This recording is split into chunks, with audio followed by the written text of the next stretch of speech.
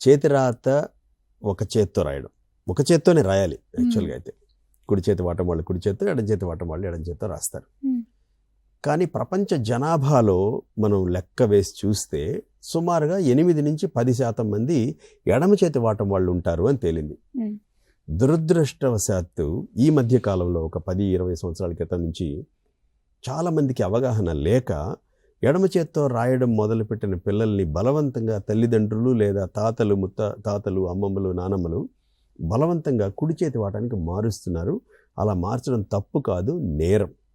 ఎట్టి పరిస్థితుల్లోనూ చేతి వాటాన్ని మార్చకూడదు. అంటే దానివల్ల హ్యాండ్ రైటింగ్ మారే ఛాన్స్ ఉందంట. హ్యాండ్ రైటింగ్ తర్వాత సంగతి అండి. చేతి వాటాన్ని బలవంతంగా మారిస్తే నత్తి వస్తుంది.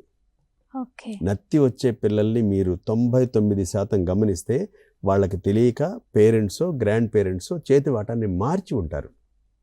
లేదా ఆత్మవిశ్వాసాన్ని విపరీతంగా దెబ్బతీస్తుంది, ఆత్మ న్యూనతాభావం వస్తుంది. కాబట్టి ఎట్టి పరిస్థితుల్లోనూ చేతి రాత రాసేటప్పుడు ఒక చేత్తో రాసే వాళ్ళని అదే చేత్తో రాయమని ఎంకరేజ్ చేయాలి.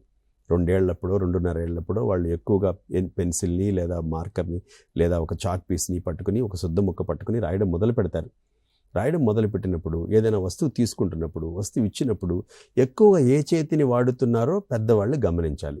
అది ఆ చేతి వాటంగా గమనించి ఆ చేతి వాటాన్ని ఎంకరేజ్ చేయాలి.